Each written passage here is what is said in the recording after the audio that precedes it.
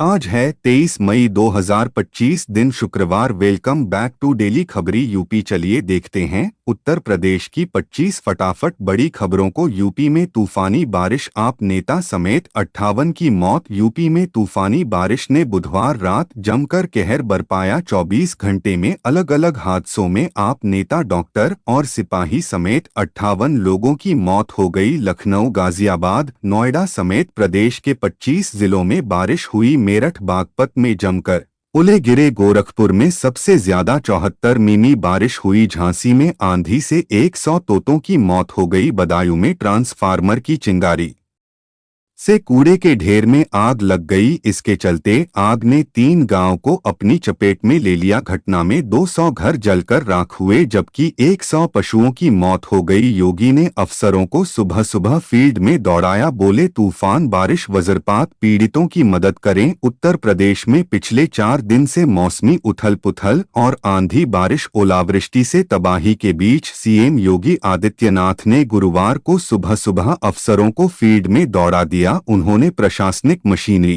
को alert mode पर रहने का आदेश दिया। प्रदेश के जिन जिलों में आंधी बारिश, ओलावृष्टि और वज्रपात हुआ, सीएम ने उन जिलों के अधिकारियों को प्रभावितों को पूरी तत्परता से राहत पहुंचाने के निर्देश दिए हैं। मौसम विभाग ने जारी किया ऑरेंज अलर्ट। पूर्वी यूपी के इन जिलों में भीषण आंधी, तूफान, बारिश, वज्रपात की चेतावनी। मौसम विभाग ने भीषण आंधी, तूफान, बारिश, वज्रपात के लिए अलर्ट जारी कर दिया है। गोंडा, बलरामपुर, श्रावस्ती, बहराइच, लखीमपुर खीरी, सीतापुर, बाराबंकी, सुल्तानपुर, अयोध्या, अंबेडकर नगर, रामपुर, बरेली, पीलीभीत, शाहजहांपुर, प्रयागराज, सोनभद्र, मिर्जापुर, चंदौली, वाराणसी, जौनपुर, गाजीपुर, आजमगढ़, मऊ, बलिया, देवरिया, गोरखपुर, बस्ती, कुशीनगर, महाराजगंज, सिद्धार्थ नगर एवं आसपास के इलाकों में 8 से 5 दिन तक तूफानी हवाओं के साथ बारिश, कुछ इलाकों में वज्रपात होने की संभावना है। सरकारी विभागों में कर्मचारियों का कोटा फिर भी अफसर नहीं पूरा कर रहे कोटा। उत्तर प्रदेश में कई सरकारी विभागों में हजारों पद खाली हैं।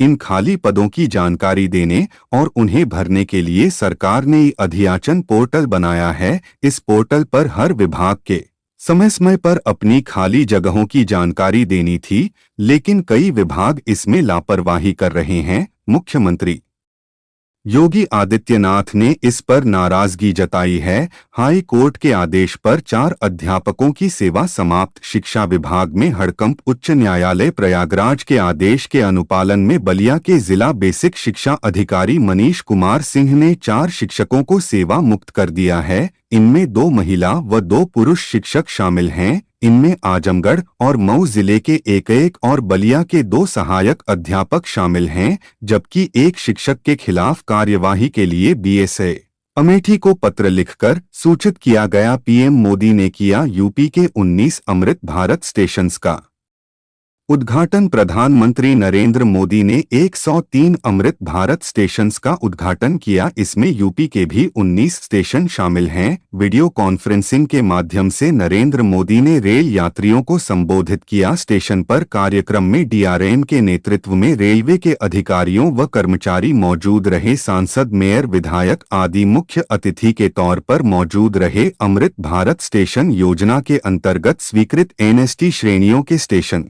बनाए गए हैं। नक्शा पास करने से पहले कराना होगा। यह काम यूपी सरकार ने लागू की नई व्यवस्था। यूपी सरकार शहरों में नक्शा पास करने की व्यवस्था को और सरल करने के साथ ही धोखाधड़ी पर रोक लगाने जा रही है। नक्शा पास कराने वालों को अब इसे ऑनलाइन सबमिट करने के साथ ही अपना आधार भी साथ में देना होगा। इसमें यह देखा जाएगा कि मूल आवंटी द्वारा ही नक्शा पास कराया जा रहा है या फिर धोखाधड़ी कर कोई दूसरा तो पास नहीं कराना चाहता। योगी सरकार के नेतृत्व में उत्तर प्रदेश में कछुआ संरक्षण को मिली नई दिशा। उत्तर प्रदेश की योगी आदित्यनाथ सरकार ने प्रदेश को न केवल कानून व्यवस्था में बल्कि वन्य जीव संरक्षण में भी एक उदाहरण बनाकर प्रस्तुत किया। 23 मई को विश्व कछुआ दिवस के अवसर पर यह स्पष्ट होता है कि राज्य सरकार ने कछुआ संरक्षण की दिशा में जो कदम उठाए वे अभूतपूर्व और प्रेरणादायक हैं। राजनाथ ने की घोषणा, लखनऊ में बनेगी सेमीकंडक्टर चिप, 500 रुपए करोड़ का होगा निवेश। राजधानी लखनऊ में 500 रुपए करोड़ के निवेश से सेमीकंडक्टर चिप बनेगी। यह घोषणा बुधवार को रक्षा मंत्री राजनाथ सिंह ने की। वह त्रिवेणी नगर में आयोजित वरिष्ठ नागरिक संवाद में शिरकत कर रहे थे। रक्षा मंत्री ने कहा कि सेमीकंडक्टर चिप को लेकर निवेश संबंधी प्रक्रिया जारी है, जल्द धरातल पर उतरेगी। यह सिर्फ लखनऊ ही नहीं, पूरे देश के लिए गर्व की बात होगी। पूरा होगा 1700 परिवारों का आशियाने का सपना। बोर्ड बैठक 4 को कानपुर में केडीए बोर्ड बैठक 4 जून को बुलाई गई। में टाउनशिप के रूप में विकसित होने वाली बहुप्रतीक्षित न्यू कानपुर सिटी योजना का संशोधित लेआउट पेश किया जाएगा। स्वीकृति के बाद योजना में 1700 परिवारों का आशियाने का सपना पूर्ण हो पाएगा। बैठक के एजेंडे में विकास प्राधिकरण के चालू वित्तीय वर्ष के बजट सहित अन्य प्रस्ताव भी शामिल किए जाएंगे। अयोध्या में 900 करोड़ की लागत से बनेगा भरत पथ, 20 किमी होगा लंबा। अयोध्या में रामपथ, भक्तिपथ और जन्मभूमि पथ के बाद अब भरत पथ का निर्माण किया जाएगा। योगी सरकार भरत पथ के निर्माण पर करीब 900 रुपए करोड़ खर्च करने जा रही है। यह नया मार्ग राम नगरी को भगवान राम के छोटे भाई और तपस्वी भरत की तपोस्थली भरत कुंड को जोड़ेगा। इससे श्रद्धालुओं को दर्शन पूजन में सुविधा मिलेगी। यूपी में किसानों के लिए नई योजना, सरलता से मिलेगा ऋण। यूपी की योगी आदित्यनाथ सरकार ने अपने राज्य के किसानों को समृद्ध बनाने के लिए कई योजनाओं का संचालन कर रखा है और अब एक और नई योजना को लागू किया गया ताकि किसानों को सस्ती दर और सरलता से ऋण प्राप्त हो सके। इस योजना का नाम है मुख्यमंत्री कृषक समृद्धि योजना। यूपी के मुख्यमंत्री योगी आदित्यनाथ ने प्रदेश के लघु व सीमांत किसानों की आय में वृद्धि और आर्थिक सशक्तिकरण के उद्देश्य से मुख्यमंत्री कृषक समृद्धि योजना प्रारंभ करने के निर्देश दिए। बोले, काशी गंगा में प्रदूषण इंडिकेटर बचाने को फंड की दरकार। सदियों से आमजन उन्हें सुस या स्विस के रूप में पहचानते हैं। वे डॉल्फिन गंगाजल के प्रदूषण इंडिकेटर कही जाती हैं। उनके संरक्षण की मुहिम में बीएचयू में प्रशिक्षित युवाओं ने शुरू की। उनके प्रयासों की देन है कि आज बनारस में सूबे की एकमात्र डॉल्फिन सफारी स्थापित हुई। विगत 2 वर्षों से डॉल्फिन मित्र के रूप में सक्रिय यह युवा आर्थिक संकट से गुजर रहे हैं। उन्हें 2 वर्षों से फंड नहीं मिला, फिर भी वे सक्रिय हैं, तो इसलिए कि उन्हें गंगा से लगाव है। अंतर्राष्ट्रीय जैव विविधता दिवस पर सीएम योगी ने कहा, जीवित रहना है तो संसार के बारे में सोए। अंतर्राष्ट्रीय जैव विविधता दिवस पर गुरुवार को यूपी में लखनऊ के इंदिरा गांधी प्रतिष्ठान में संगोष्ठी का आयोजन हुआ। संगोष्ठी में मुख्य अतिथि मुख्यमंत्री योगी आदित्यनाथ रहे। वन मंत्री अन सक्सेना के अलावा विभाग के राज्य मंत्री केपी मलिक भी इस अवसर पर उपस्थित रहे। संगोष्ठी में वन व जैव विविधता से संबंधित विभागों की अतिरिक्त कृषि, मत्स्य उद्यान, पशुपालन व पंचायती राज विभाग के अधिकारी, अनुसंधान संस्थान, विश्वविद्यालयों और जैव विविधता संरक्षण क्षेत्र में करने वाली संस्थाएं शामिल रही। 16.5 करोड़ की ठगी का खुलासा क्रिप्टो करेंसी के नाम पर करते थे फर्जीवाड़ा। पुलिस ने डिजिटल करेंसी के माध्यम से करोड़ों रुपए का साइबर फ्रॉड करने वाले गिरोह का भांडाफोड़ किया। पुलिस ने सरगना सहित 3 अभियुक्तों को गिरफ्तार किया। बताया कि 2024 में साइबर थाने में एक मुकदमा लिखा गया था जिसमें क्रिप्टो करेंसी के नाम पर फर्जीवाड़ा करने का मामला सामने आया था। यह मामला करीब 16 रुपए 50 पैसे करोड़ की ठगी का था। उत्तर प्रदेश में 31 मई को सेवानिवृत्त होंगे आधा दर्जन से अधिक वरिष्ठ आईपीएस अधिकारी। उत्तर प्रदेश पुलिस सेवा में एक महत्वपूर्ण बदलाव होने जा रहे हैं क्योंकि 31 मई 2025 को कई वरिष्ठ आईपीएस अधिकारी सेवानिवृत्त होने वाले हैं। इन अधिकारियों ने राज्य की कानून व्यवस्था को सुदृढ़ बनाने में महत्वपूर्ण भूमिका निभाई है। यूपी के हंडिया में 1 रुपया में हो रहा है गठिया का इलाज। आज की भागदौड़ की जिंदगी में अर्थराइटिस यानी गठिया जैसी बीमारी से सिर्फ बुजुर्ग ही नहीं बल्कि युवा भी इसकी इज्जत में आ रहे हैं। राजकीय आयुर्वेदिक कॉलेज हंडिया प्रयागराज में गठिया का उपचार केंद्र एवं एडवांस्ड रिसर्च सेंटर बनाया गया है, जहां ओपीडी में आने वाले मरीजों को महज 1 रुपया में परामर्श, दवा और इलाज उपलब्ध कराया जा रहा है। सिटी ट्रांसपोर्ट की इलेक्ट्रिक बसेस के यात्रियों के लिए आधुनिक और सुविधाजनक बस शेल्टर बनाएगी योगी सरकार। श्री काशी विश्वनाथ मंदिर का लोकार्पण। बेहतर कनेक्टिविटी और मूलभूत सुविधाओं का कायाकल्प करने के बाद काशी में पर्यटकों की संख्या में अनवरत वृद्धि हुई। यात्रियों की सुविधा के लिए योगी सरकार पब्लिक ट्रांसपोर्ट को रफ्तार देने में जुटी है। पहले से ही शहरी यातायात को रफ्तार देने के लिए रोफ का निर्माण चल रहा है। योगी सरकार इलेक्ट्रिक बसेस के मुसाफिरों के लिए आधुनिक और सुविधाजनक बस शेल्टर संचालित करेगी। नोएडा वासियों के लिए बड़ी खबर, इस जगह बनेंगे नए metro station. Noida metro rail corporation Delhi और ग्रेटर नोएडा के बीच कनेक्टिविटी बढ़ाने के लिए 5,245 रुपये 95 पैसे करोड़ निवेश करने की योजना बना रहा है।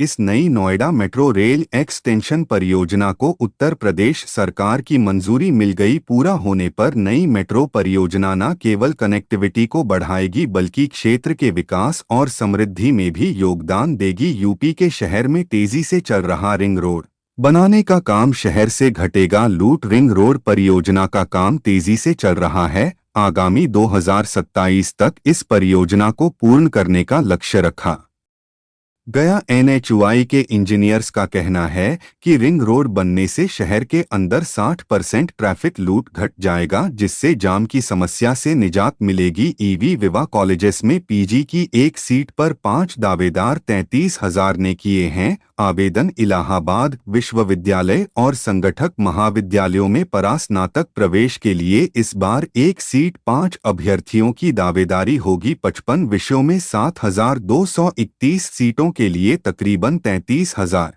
अभ्यर्थियों ने आवेदन किए। अभ्यर्थी अपने आवेदन की प्रविष्टियों में 23 मई को संशोधन कर सकते हैं। 2 दिन के लिए करेक्शन विंडो खोली जाएगी। इलाहाबाद विश्वविद्यालय एवं कॉलेज में दाखिले के लिए कुल 62,670 अभ्यर्थियों ने ऑनलाइन रजिस्ट्रेशन किए हैं और इनमें से 32,867 अभ्यर्थियों ने शुल्क जमा करते हुए आवेदन की प्रक्रिया भी पूर्ण कर ली है। एडीएस ने वाराणसी से पकड़ा पाकिस्तानी जासूस। 600 से अधिक पाक नंबरों से संपर्क। देश के अलग अलग हिस्सों से पाकिस्तानी जासूस पकड़े जा रहे हैं। प्रधानमंत्री मोदी के संसदीय क्षेत्र वाराणसी से भी एटीएस ने पाकिस्तानी जासूस मोहम्मद तफैल को गिरफ्तार किया। तफैल पाकिस्तान सेना के एक अफसर की पत्नी से 4 महीने से संपर्क में था। तफेल को वाराणसी में आदमपुर थाना क्षेत्र के नवापुर दोशीपुरा से पकड़ा गया है। यूपी की जनता पूरी तरह से आक्रोशित। अखिलेश ने बताया बीजेपी की हार का राजनीतिक गणित। अखिलेश यादव ने गुरुवार को योगी सरकार पर हमला करते हुए दावा किया कि यूपी में 1.93 लाख शिक्षकों की भर्ती के लिए हाल ही में जारी विज्ञापन महज एक राजनीतिक जुमला है और यह 2027 के विधानसभा चुनाव में सत्तारूढ़ पार्टी को महंगा पड़ेगा। ग्रेटर नोएडा में उद्योगों के विकास को मिलेगी रफ्तार। 14,000 हेक्टेयर से ज्यादा जमीन आरक्षित दादरी क्षेत्र के गांव में शामिल करते हुए तैयार किए गए ग्रेटर नोएडा फेज 2 के मास्टर प्लान 2041 से उद्योगों को रफ्तार मिलेगी। फेज 2 में 14,192 हेक्टेयर जमीन उद्योगों के लिए आरक्षित की गई। यह उद्योगों के लिए अब तक का सबसे बड़ा भूमि आरक्षण है। इस क्षेत्र में multi modal logistics park, multi modal transport hub, विशेष टाउनशिप और औद्योगिक परियोजनाओं को धरातल पर उतारने के लिए पर्याप्त जमीन उपलब्ध की जाएगी। अब नहीं होगा बैंकिंग के नाम पर धोखा। हर बैंक के लिए अलग नंबर। देश में ऑनलाइन बैंकिंग के बढ़ते चलन के साथ ही धोखाधड़ी के मामले बढ़ते जा रहे हैं।